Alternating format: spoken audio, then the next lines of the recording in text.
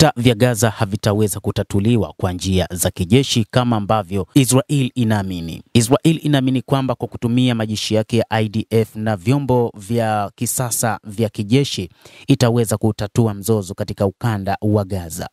Hata hivyo, kumbukwe mzozo huo wa ukanda wa Gaza kwa maana kati ya Wapalestina na Israel ni mzozo wa miongo kadhaa iliyopita ambao umeshindikana kutatuliwa kwa njia za kijeshi. Ni mazungumzo pekee ambayo yataweza kutatua mzozo huu ambao umedumu kwa miongo mingi iliyopita. Hii ni kwa mujibu wa waziri wa mambo ya nje wa Ujerumani aliyekuwepo mjini Yerusalem. Waziri huyo wa mambo ya kigeni wa Ujerumani alizungumza katika mkutano na waandishi wa habari ambapo amesema kwamba katika vita kati ya Palestina na Israel ni wazi mzozo huu hautoweza kutatuliwa kwa kutumia mitutu ya bunduki. Ndio maana tunaomba kurejea kwa mazungumzo mazito ya kusitisha mapigano, Wadeful alisema.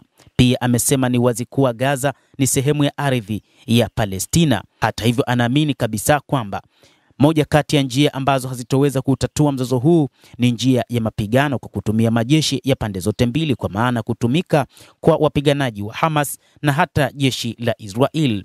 Ikumbukwe wapiganaji hao walikuwepo kwa muda mrefu, waliuliwa viongozi wao, lakini bado wameendelea kuwepo. Anasema kwamba mzozo huu utaweza kutatuliwa kwa njia za suluhu la kisiasa lipatikane ili kumaliza vita hivyo kabisa. Waziri huyo wa mambo ya nje wa Ujerumani Bwana Johann Wadeful alisema siku ya Jumapili huko Yerusalem, siamini kwamba mzozo huu unaweza kutatuliwa kabisa kwa njia ya mapambano. Hatuwezi kutatua mzozo huu. Hata hivyo, ni muhimu kwa haraka Hamas kupokonywa silaha na kwamba haiwezi tena kuwa na udhibiti wa kijeshi juu ya Gaza, alisema waziri huyo wa mambo ya kigeni wa Marekani. Alisema kuwa Ujerumani itafanya lolote liwezekanalo kudhamini usalama wa Israel, lakini hili halimaanishi kuwa nchi yake haiwezi kukosoa hatua ya Israel, na kuongeza kuwa hii lazima isilete chuki dhidi wa Wayahudi. Mashambulizi ya Hamas mnamo Oktoba 7 mwaka 2023 yaliua wa Israel 1200 na kutekwa watu zaidi ya 250 la kundi la Hamas huko Gaza, kulingana na Israel. Kampeni ya Israel imeua zaidi ya Wapalestina 52,000, wengi wao wakiwa raia, hasa watoto na wanawake, kulingana na mamlaka ya afya inayoendeshwa na Hamas huko katika ukanda wa Gaza. Ujerumani inasema kwamba licha ya kwamba inaamini vita hivi vinaweza kumalizika, lakini kamwe haitoweza kutoa maonyo juu ya Israel.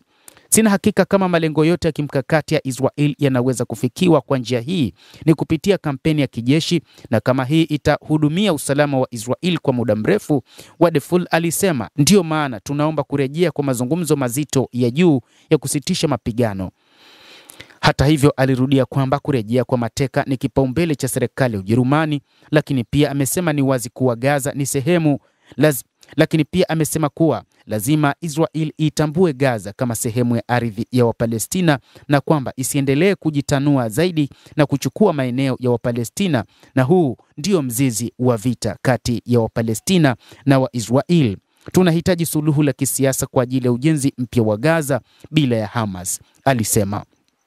Mtazamaji, hayo ndio tuliokuwa nayo kwa sasa, na bila shaka nawe pia una nafasi ya kulike, una nafasi ya kucomment, kadhalika na kusubscribe channel yetu hii ili upate habari hizi kwa mapana kupitia The World News. Jina langu ni Adam Hussein, endelea kuwa nasi wakati wote, endelea kutufuatilia uweze kuyajua